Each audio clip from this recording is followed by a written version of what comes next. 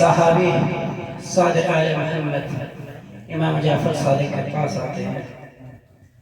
پاس آنے کے بعد عرض کرتے ہیں کہ اپنا رسول اللہ جو کرام الکاتبین ہے، جو انسانوں کے نام عمل لکھنے والے فرشتے ہیں، ایک دائیں سائڈ پر دوسرا بائیں سائڈ پر بیٹھے ہیں.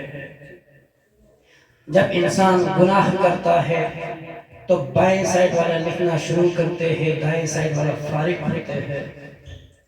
جب انسان اچھا کام کرتے ہیں تو دائیں سائڈ والا لکھنا شروع کرتے ہیں، بائیں سائڈ والا فارغ رہتے ہیں. مولا مجھے ایسا کوئی عمل بتا دے جس سے یہ دونوں مصروف ہو جائے. کوئی ایسا عمل مجھے بتائے، ایک لکھنے لگے دوسرا مٹانے لگے.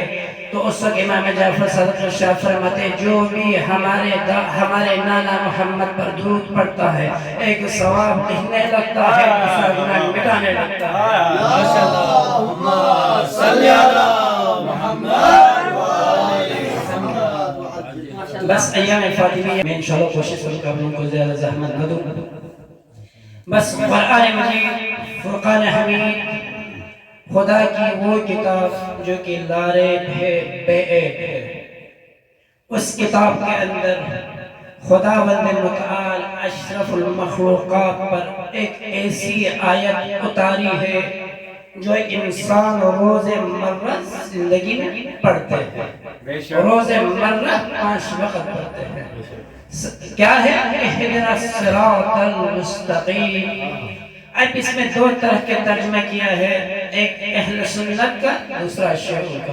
اہل سنت والوں کا ترجمہ ہے پروردگار ہمیں صراط مستقیم دکھا دے. شیعوں کا ترجمہ یہ ہے کہ پروردگار ہمیں صراط مستقیم پر قائم رکھے. مفہوم ایک ہے تقریباً.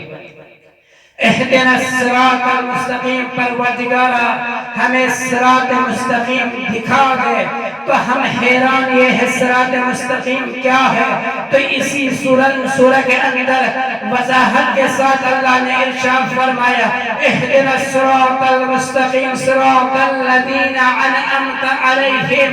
صراط المستقیم سے مراد وہ راستہ ہے جس پر تو نے نعمتیں رکھی ہیں، جس پر تو نے انعام رکھی. یعنی اللہ سے انسان روزانہ یہ دعا کرتے ہیں پروردگارا ہمیں صراط المستقیم دکھا دے، ہمیں صراط المستقیم پر قائم رکھے. یا میں جملہ بدل کر یوں کہہ دوں صراط المستقیم سے مراد صراط اہل البیت ہے، صراط غیر المغضوبین سے مراد دشمنان اہل البیت.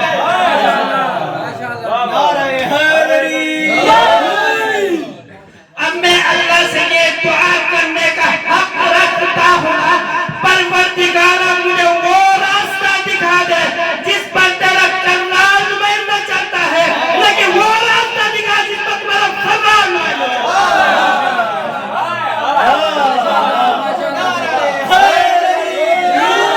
نعرہ تکبیر، نعرہ رسالت، دونوں ہاتھوں کو بلند کر کے نعرہ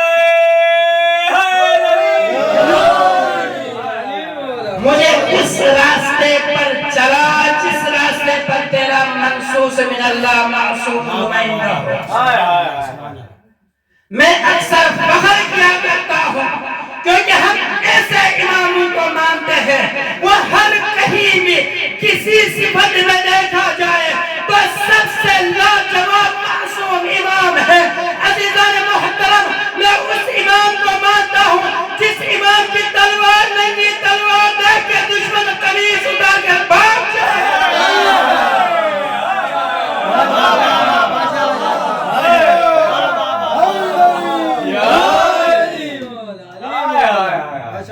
کیا بات ہے عزیزان محترم، اللہ سے ہم روزانہ دعا یہ کرتے ہیں کہ اہدنا الصراط المستقیم، ہمیں وہ صراط المستقیم پر چلا دے یا قائم رکھے یا ہدایت.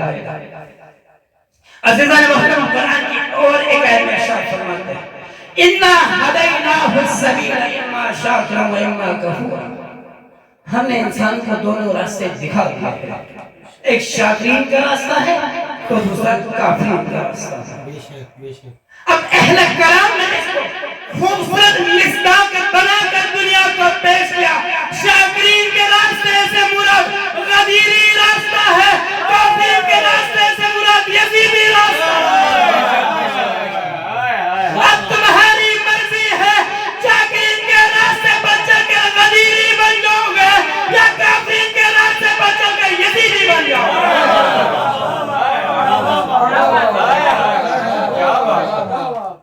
شاکرین کے راستے پر چلو گے تو لائق رحمت بن جاتے ہیں, کافرین کے راستے پر چلو گے تو لائق لعنت بن جاتے ہیں.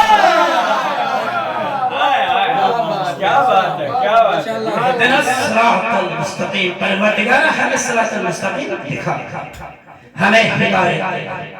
اب اللہ نے کیا کہا, میں نے انسانوں کو دونوں راستہ دکھا دیا, ایک شاکرین کا راستہ ہے تو دوسرا کافرین کا راستہ. اب انسان کی اپنی مرضی ہے, اگر باپ ایک ہو ماں نیک ہو تو مدینے بن جائے,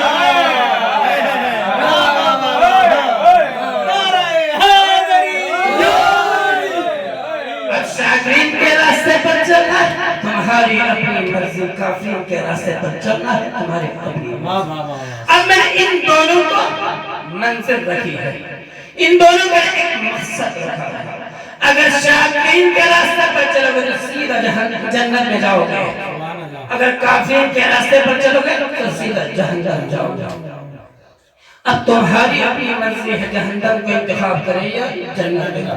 کیا بات ہے, کیا بات ہے. ایک ہے بابا زبان صلی اللہم صلی اب اللہ نے دونوں کے لیے نمائندہ مقرر رکھا ہے. شاکرین کے راستے پر چلنے والوں کے جو نمائندگی کر رہے ہیں ان کا نام رحمانی نمائندہ ہے, جو کافرین کے راستے پر رہنمائی کرنے والا ہے ان کا نام شیطانی نمائندہ ہے. ایسے ہی ہے.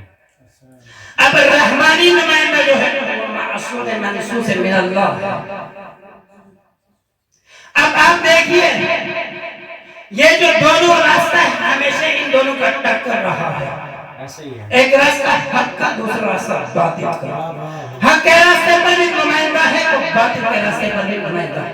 حق کے راستے پر سب سے پہلا مولد بن کر دنیا میں آئے تھے وہ حضرت آدم علیہ السلام, اس کے مقابلے میں شیطان آیا. ایسے ہی ہے.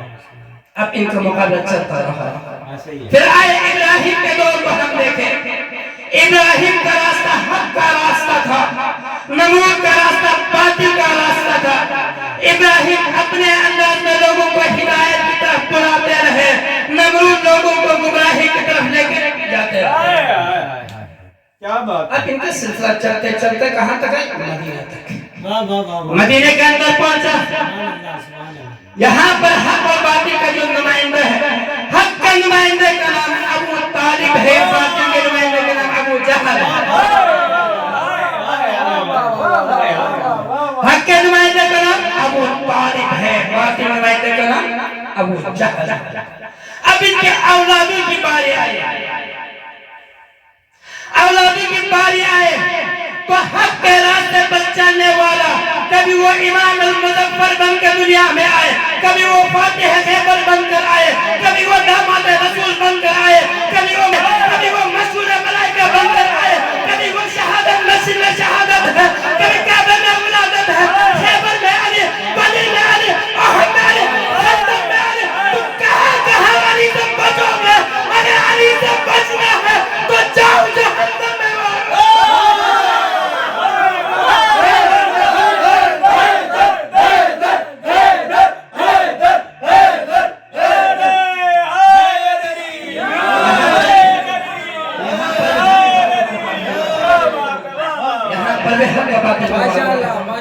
میں حیران یہ ہوں, فرار کی اولاد کرار کے مقابلے میں آئے ہیں. اب آپ دیکھیے جس کو خداوند متعال اپنی پہچان کرا رہا ہے, دنیا کو بتا رہا ہے یہ جو محمد و آل محمد ہے مجھے خدا کے آئینہ ہے. اگر کسی نے خدا کو دیکھنا ہے تو ان کو دیکھیے. روایت ہے كنت كنزا مخفيا فأحببت أن أعرف فخلقتك يا محمد.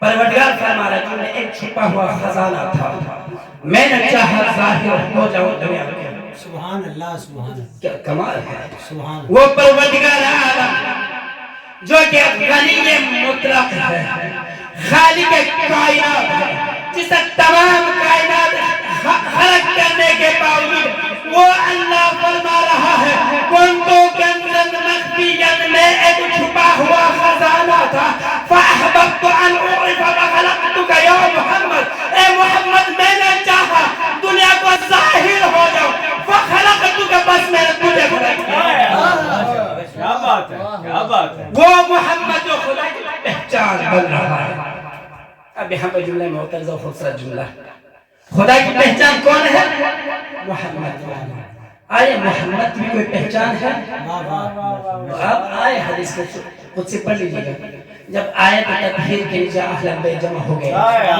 جمع ہونے کے بعد ملائکہ نے پوچھا اس قصہ کے اندر اس چادر تطہیر کے اندر کون ہے تو اللہ نے کیا جواب دیا فاطمہ و ابوہا و بعلہا سبحان اللہ جس نبی کے لیے خدا و نمدہ نے پوری کائنات بنا ڈالی جس نبی کو اپنے لیے پہچان بنا دیا اس نبی کی تعریف کرتے وقت اللہ نے یہ نہیں کہا کہ اس چادر کے نیچے محمد ہے بلکہ اللہ یہ فخر محسوس کر رہا ہے اس چادر کے نیچے فاطمہ ہے فاطمہ کا باپ سبحان اللہ یہ ہے زہرا کی پہچان سبحان اللہ وہ زہرا جو نبی کی پہچان بن جائے اس کی فضیلت میں کیا بنے سبحان اللہ خود پیغمبر خدا ارشاد فرماتے ہیں جب میں معراج پر گیا تو میں نے وہاں سے جنت دیکھی پھر میں نے جنت کے دروازے مجھے جبرائیل نے دکھایا جبرائیل نے جنت کا دروازہ دکھا تو مکتوب علیہ اس کے اوپر لکھا ہوا تھا کیا لکھا ہوا تھا لا الہ الا اللہ محمد رسول اللہ علی ولی اللہ وفاطمہ خیرت اللہ سبحان لہذا اللہ سبحان اللہ پھر رسول نے کہا میں یہاں تک تو دیکھ رہا تھا پھر آگے اور ایک جملہ لکھا ہوا تھا جو رسول نے دنیا تک پہنچانا بہترین سمجھ کر رسول نے مؤرخین کو یہ بتا دیا وہاں پر لا الہ الا اللہ محمد رسول اللہ علی ولی اللہ پر اتفاق نہیں کیا وہاں پہ یہ بھی لکھا ہوا تھا فاطمہ خدا کی بہترین کنیز ہے اس کے ساتھ اور ایک جملہ لکھا ہوا تھا میری زندگی میں جب سے میں نبی بنا ہے اس سے لے کر آج تک میں نے قرآن کا مطالعہ کیا ہے اس سے بہترین جملہ مجھے کہیں نظر نہیں آیا اللہ نے اس فاطمہ زہرا کے نام کے ساتھ اور ایک جملہ لکھا ہوتا وہ یہ تھا جو بھی ان سے دشمنی کرے گا اللہ اس پر لعنت کرتا بہار الانوار میں ہے یہ بہار الانوار میں یہ جملہ ہے سبحان